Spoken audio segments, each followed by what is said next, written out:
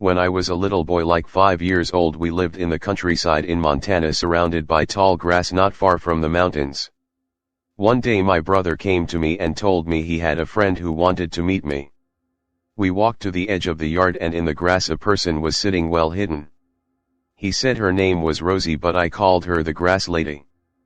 My brother made me swear I wouldn't tell anyone about her, and I did keep it a secret.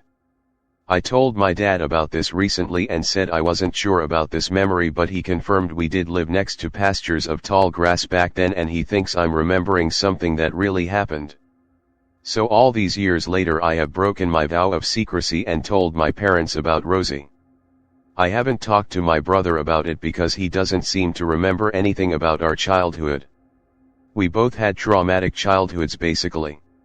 Rosie was old, I could tell that much. She didn't speak, instead she just looked at me and I could feel her thoughts and feelings.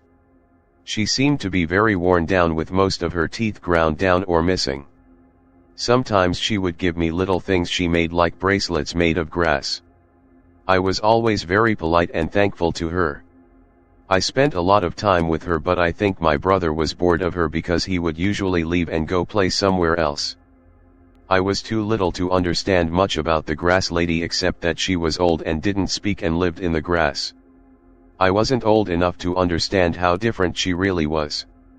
At that point I just assumed she was another kind of person I hadn't met, and the world just had some people who didn't wear clothes and were telepathic and whose skin was jet black and covered in hair. I just assumed grass people were another kind of people everyone knew about, but for some reason my brother convinced me not to talk about them. I got the feeling from her she only trusted children anyway.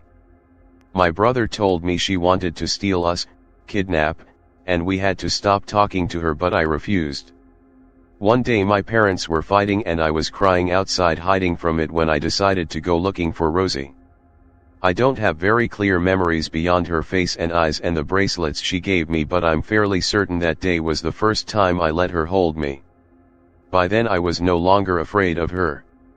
I still get emotional even now thinking about it. I don't know how long these meetings lasted, but I do remember seeing the trails through the tall grass she was using to get to the edge of our yard, and when she wasn't around I would go walking through them, but only so far until I was afraid of getting lost back there. I didn't want to disappear from my family. One day, after many attempts to find the grass lady or hoping another grass person would arrive and I could make another friend, I asked my brother where Rosie went, and he said we can't see her anymore. I don't remember if he said she died or left or what. I just remember crying about it and for the first time feeling what it was like to lose a friend. Things I remember about how she looked and behaved: one detail that sticks with me was her eyes. They weren't human. Super vibrant brown eyes, almost glowing, but all black with no whites of the eye. This, along with her jet black skin, I still thought she was just another person, but clearly a different kind of person than I had met before. When she spoke to me with her eyes, it would hypnotize me and they would turn almost orange. Facial details are harder to remember because her eyes stole all of my attention. Her eyes will always be the thing I remember most because it's what I spent the most time looking at. Whenever she told me things with her eyes and I got it, she would get very excited and rock back and forth and laugh. I had no idea why she was so excited, but now I understand.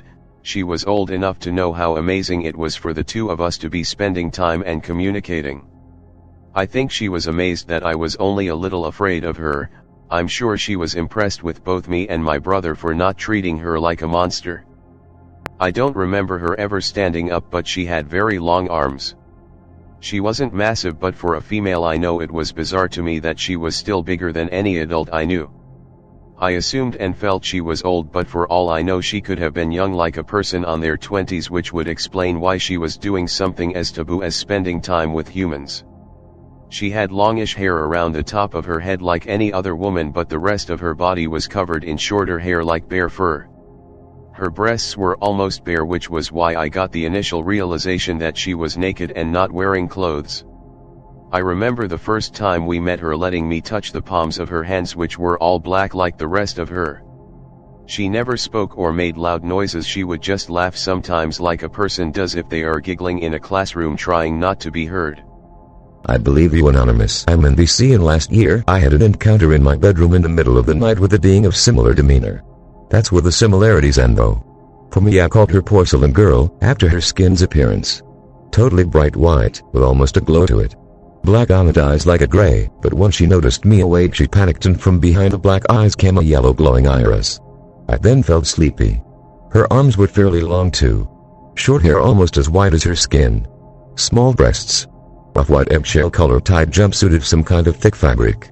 Button nose. Small chin. No visible teeth when she gasped slightly in surprise. I won't get into any other details as I don't want to muddy the waters, so to speak. Trying to see if others encountered the same being. Yes, the yellow glowing iris. I have seen people demonstrate this before. I used to be able to do it myself as a kid. It's an extremely secret topic, perhaps one of the biggest. I believe it has to do with manifesting spirit in a physical body, which makes sense because it is always tied to demonstrations of psychic ability, including telepathy. I have been thinking hard about what Rosie was telling me with her eyes. I know for sure she told me that humans are a new type of person, but me and her were both still people, and when I agreed with her she got very excited. Thanks for replying. The most excited Rosie ever got was when she told me she loved me, like any girl who loves puppies, and I was like, yeah, I love you too, because why wouldn't I? She was my friend. But now I look back and can imagine how incredible that was, that a little lizard boy who was a monster alien to Sasquatch beings had a kind and loving heart. She was truly amazed. I think when she saw me crying the day she held me, she took on a motherly love for me. What else did she tell you? Don't have anything to add, but I'm interested. I am sure my brother was right that she wanted to take us away and forcibly adopt us, so to speak. I think she saw how sad I was and thought it was her right to take me away. For all I know, she did and paid a price for it. I hate thinking about that. But I think among the things she said, it's possible there was a lot of bargaining, like, you can come be with me and be my baby. My brother knew that was a dangerous situation, but for all I know, maybe I said yes and maybe she did take me away, and maybe that's why I never saw her again. I'm afraid to ask my parents if I ever went missing, and I doubt they would admit it if I did. My dad said some cryptic things once about that and was looking me in the eye a certain way. I have a really powerful memory of men on horseback going hunting for a monster though, and my mom, who was with me when they arrived, refuses to acknowledge it happened. About the men on horseback, I had filed that memory away as a Civil War reenactment outside our house in the driveway, which actually didn't make sense. Being that young, I had no idea what these men were doing, except that they and my mom used the word monster once or twice.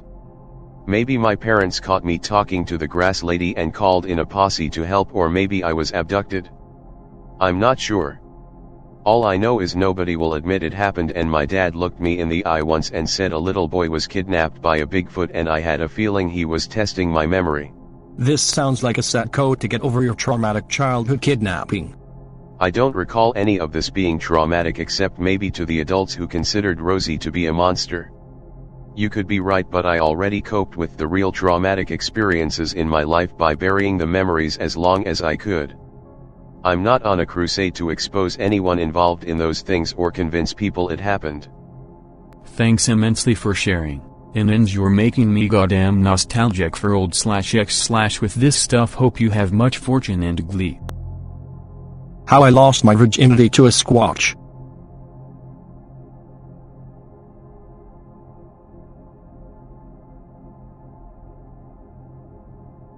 Interesting on the psychic eyes thing. I felt very sleepy, whereas right before that I was awake. I sleep lightly, and that random wake up, seeing her, it was unlikely I was to go back to sleep. It's just as you said, by the way. I felt her thoughts, intentions, and feelings in my mind. She loved me. There was a kind of bond or affection, if not love. She wanted in bed with me. I thought in my head in response, but you're so young, and that's when she seemingly came out of a trance and got surprised, presumably because I was awake. She looked like some kind of extraterrestrial more than some spirit being. But I won't deny that she was cute, if a bit clumsy in her approach. I don't know if I was even supposed to wake up and see her, so I suspect my feeling that she was somewhat young and or new to this approaching of humans was true. At the time I didn't think so much of it, but after learning some other things I put some of the puzzle pieces together.